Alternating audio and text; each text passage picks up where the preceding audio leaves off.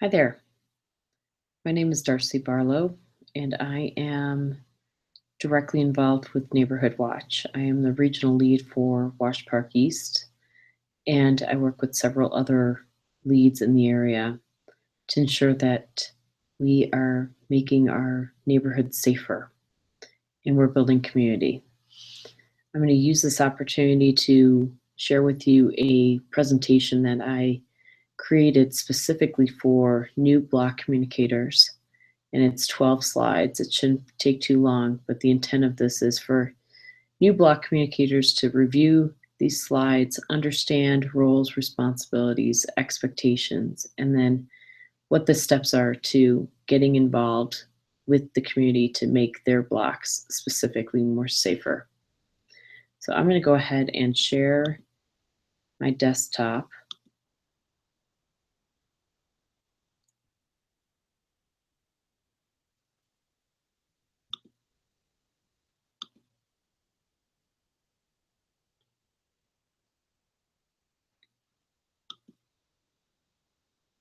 And we are going to get, all right, so let's do slideshow.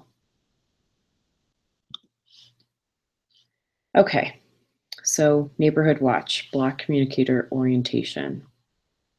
Presented by Darcy Barlow, May 1st. That is myself. The agenda for this orientation will be how this all began. So I'll give you a little bit of history in terms of why we're doing this. What some of the program goals are: block communicator responsibilities, time expectations, etc. And then this is really intended to help you understand how to access the Block Communicator Google folder where all the information is. I will also go into resources, useful websites and tools, and then next steps. So I'm not going to read all of this word by word, but bottom line, about a year ago, a friend of mine was broken into, and I decided to join Nextdoor to really understand kind of what activity was going on related to crime in the area and what the police were doing to rectify that. So after some time of doing some due diligence with looking at Nextdoor, I decided to go to a citizen advisory board meeting, and these are held monthly at the police department, so District 3 Police Department. And during that session, I had heard just quite a bit of complaining in terms of, wanting our police to do more and be more visible and be more active, etc. And really the main response was, at this time, the resources are fully tapped, and there's really nothing more that they can do except to try to stay proactive and ahead of things.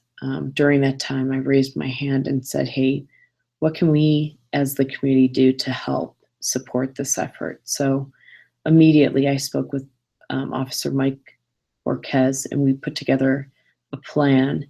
And just to let you know, my background is in this area of technology and really organization. So I told him that I would take a stab at putting a structure together and then reach out to individuals through Nextdoor or through other means such as articles, neighborhood articles, newspapers, etc., and try to engage. So we've had quite a bit of success, and because of that, you're here today, and we truly thank you for that. Okay, so program goals. Really the intent of Neighborhood Watch / having block communicators in place is to really educate our neighbors to becoming more aware of their surroundings and be vigilant for any suspicious activity. The next piece is really around having these neighbors take action by calling 911 if something is going down in the act. So many times folks are leery about doing this, but as I had found out as I've been working with the police, they truly find our information extremely important. So any tip that we can provide to them, they will act on it and most likely capture criminals in the areas. The main takeaway with this is, we're really the front line to them. We are the eyes and ears to the police. We know who belongs on our block versus who does not. And we need to be very active with this if we're really going to make a difference. So I do strongly suggest having you influence your neighbors to do that, to take action. Now, if something happens after the fact, then of course that is when non-emergency should be called. And you have the number here. This is for District 3. The other element to this is really the intent of building community with neighbors and looking out for each other, having each other's backs. Ideally, if you can convince your neighbors, down the street to at least keep an eye out of the houses around them, the perimeter, that is far better than what's happening today, which is not a lot of that at all. So let's build communities. Let's get to know our neighbors. Let's let them know that we're here to help them and they're here to help us as well. And then, of course, with the block communicators in place, what I've found is with so many individuals in place, if something does go down, I'm able to get information out to many people quickly. And the intent is for you to have all your contacts on your block so that you can get information out to your block quickly in a concise manner. So program goals specific to East Washington Park. As you can see, based on these numbers, we have about 26% of our neighbors are we have 26% block communicators active within the East Washington Park area. And this area is really defined by all of the blocks that match up to Downing on the west side, Spear on the north, University on the east, and then I-25 south. So there's 139 blocks. Michael Beck, who is handling West Washington Park, has more blocks to cover, or probably about the same number, but he starts from Downing all the way over to Broadway, up to Spear, and then down to I-25. So that area is that's a pretty good size area, but he has that covered. Anyways, we have 26% coverage. Our goal is to have 60% coverage by August 1st. That means we need about 83 blocks out of the 109 covered. In addition to that, ideally it'd be great to have Nextdoor, increased participation on Nextdoor. So you can see currently, based off of the data pulled from today, we're at 34%. There again, it would really be great to get us up to 60% and ideally even higher than that.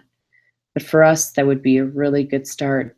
People can see information quickly through Nextdoor and then be able to report anything that they're seeing as well. It's a really excellent tool that can be used. So block communicator responsibilities.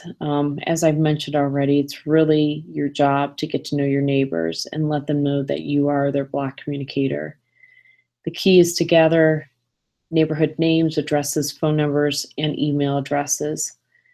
As I mentioned already, if there is a situation that is going down, it is imperative for you to have this contact information. And I know folks want privacy, but at the same time, we also have to secure safety for the blocks. So if you are able to convince them to have them provide you with this information, that would be really great. Of course, the next bullet is around asking neighbors for verbal confirmation that he or she will call 911 if necessary, if something is going down. So that is really important. Um, Up to you, but you can create a Google folder specific for your block that everyone can access. This will be proprietary information. It will not be shared with myself or any of the other block communicators. It won't even be shared with the police department, but it's a good way to leverage your contacts, have them see everyone else's information in a concise manner. And then if you have updates, you can input that information there. And then also include safety tips in that folder so folks can reference back if need be.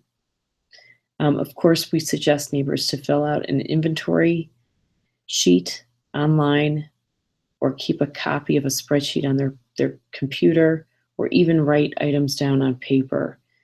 This is what the item is, a description of the item with the serial number, possibly when it was purchased, what the purchase amount was. This is really intended that if, God forbid, someone gets robbed, they can give this information to police. The police can register this into their system, and pawn shops, local pawn shops, are required to report any items that are sold to them with serial numbers back to the police. If this doesn't happen, it's actually a felony for those pawn shops. So having this information up front is key. I personally do the online tool. It's worked out great. You can put pictures, you can tag pictures to an item, include the serial number, all of the key information. And then if something happens, I could most likely do an output of that information. And the final item is inviting neighbors to neighborhood watch meetings. Since the inception of this program, what we ended up doing is we started bringing in speakers into the meetings to make the information more relevant and interesting for folks, and we're going to continue to do that. These neighborhood watch meetings happen every 2 months. We've tried to keep it to a minimum just to be respectful of people's times, but at the same time, it does build community. You can meet your fellow block communicators, share tips, share ideas, and then of course we share, Officer Mike and I share trends that we're seeing in the communities, and we also even share information of activity that's happening in other areas than ours. So we're building the community, and it's working out quite nicely. So how do you access Google Drive? Well, once you become a block communicator, or someone informs me that they want to join our team, then I go ahead and I do a couple things. I add them to a master spreadsheet that has all of our information on it. It's all of the block communicators. It's not neighbors. It's us, the team. From there, off to the right in that spreadsheet, I track the activity that I've done. So I will add you to the master email distro. I will also give you access to the Google Drive. And then I also have a map that's built within the Google Drive folder system that indicates visually where people are located. So I've done one for Washington Park. So the east side, north, west, and south. If folks who decide to join the team are part of that area, then I'll add you to the map. If there are folks who are outside that area, you will not be added to the map until I get a number of additional individuals from your area wanting to join. Then I'll take it upon myself to build that map. I also indicate when individuals come to meetings, so I can track who's showing up, showing interest, etc. And then I will also try to keep track of who has gone through the orientation, but that's a little more difficult than anything else. Anyways, when you get invited to the Google Drive, you're going to see a message that comes from me. So in this first box that's in the center of the page off to the left. It'll say Darcy Barlow via Google, Block Communicators, invitation to collaborate. What you're going to want to do is open up that message, and then the box to the right shows my message. You will want to click on Open. Open will allow you to gain access to all of the documents within our shared drive. If for some reason you click on Open and it loads to your share folders, but at a later time you want to go back into this folder and you're not quite sure how to get there, then what you can do is the third bullet covers getting into this folder in the future. So in the upper right hand corner, there's this grid that looks kind of like a tic-tac-toe board in this first diagram that's in the center of the page off to the left. What you'll want to do is click on that, and it'll open up a number of icons, and one icon is this drive icon. Click on that, and then that will bring you to your shared folders. So it'll automatically populate these folders in my drive, and then you'll want to click on Block Communicators. For me, I have all these other folders in there that I created for my block, and then I also work with all of the regional leads for District 3. So for the sake of this training, though, you will be most interested in this Block Communicator folder. So what you want to do then is go ahead and click on that. If for some reason you get to this folder and this isn't shared, you're not seeing these folders in the center of the page, then click on this Shared with Me option that is off to the left. When you click on that, then that will populate these folders that have been shared with you. There again, click on Block Communicator. Once you're in this folder, you're going to see a number of items. And actually, you're going to see a zero option, which is called Block Communicator Orientation Presentation. So that will go right above roles and responsibilities. Actually, this recording will also be listed, underneath safety tips and crime prevention. But this is really intended for block communicators if they choose to get a refresher in terms of what they need to do. That video and the presentation will be made available. Actually, this presentation and video will be made available. Anyways, once you get into this folder, all of the items are in numerical order. So I would suggest going ahead and looking at roles and responsibilities, the number 1 doc, and then number 2 talks about how to set up your own block communicator folder within the tool. Number 3 goes into news, latest updates. That's where I list a lot of information regarding upcoming meetings or goals that we're trying to attain as a group. Block communicator contact list is a really great resource. This is constantly getting updated, and this is where I add all of our block communicator names, the blocks that they are on, which neighborhood they're in, when they came on as a block communicator. And because I've done a lot of communication in our local newspapers, it reaches out to multiple groups well beyond Washington Park. So folks from different areas are also included within this contact list.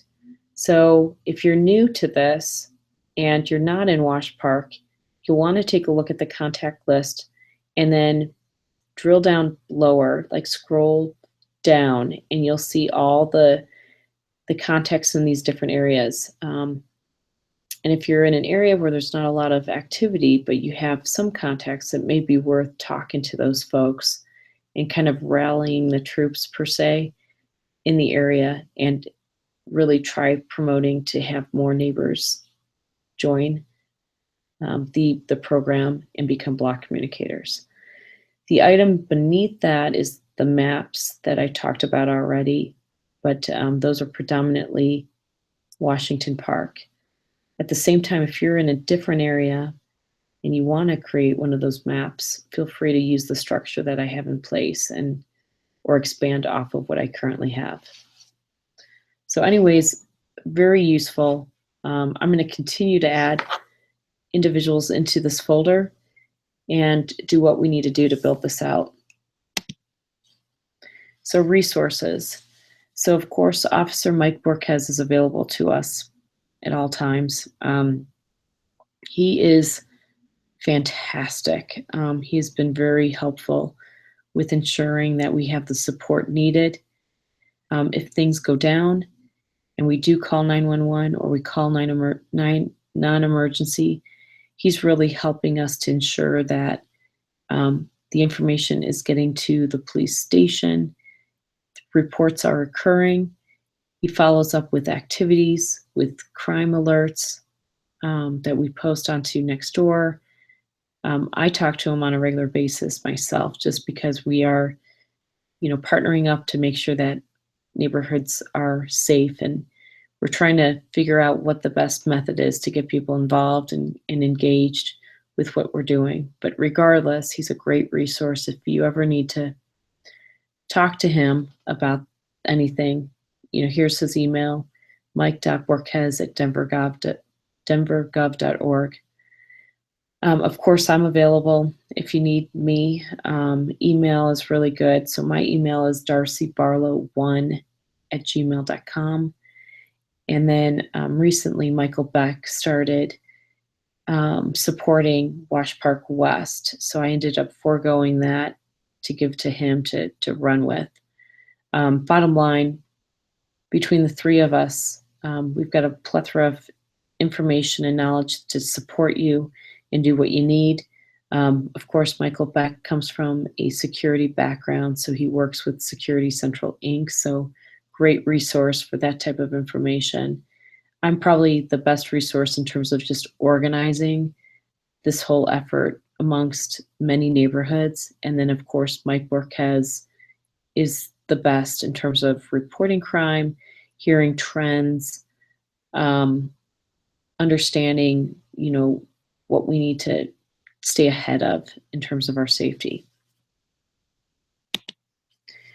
Useful websites and tools. So of course, nextdoor.com is great. There's other tools out there called Spot Crime. This provides a high-level view of crime activity in the area. Everyblock.com. I recently joined this. I still haven't quite figured out how to best use it, but it's very similar to Spot Crime. It pulls in crime activity in an area in an organized fashion. Alternative property search. I had learned this through one of our block communicators who's a real estate agent. And if you go to this tool and click on it, it'll bring up a website that allows you to enter in your range for your specific block based on your street. And what it'll do is it'll populate, it's based on government records of the individuals that own the houses on your block, and with the addresses. So you get addresses and then neighborhood names. So for situations where you can't get a hold of your neighbors or you don't know their names, you can use this tool to do that. Finally, there's also an iPhone app. I've jumped on here from time to time, but it's a little challenging to hear just because there's constant reports coming in from police, fire, and I think ambulance over this 5-0 radio. But it's an app that you can download and you can hear of activity that's going on in the area. But it's all based on dispatch and police reporting back in, and there's quite a bit of activity, but it's by far very interesting, or at least interesting to me. So next steps. Really what I need for all of you to do is go into this Block Communicator Google folder and really get familiar with what we're trying to do, and also really understand safety tips that you can share with your neighbors. and provide them with insights. And then, of course, go out and get to know your neighbors, gather their contact information, ask for verbal commitment from neighbors to call 911 if any activity is underway. Ask them to join Nextdoor, and you can actually see in Nextdoor if you go to if you're in the tool and you go up to the upper left-hand corner and click on Map, and you can see on your street who is on Nextdoor and who is not.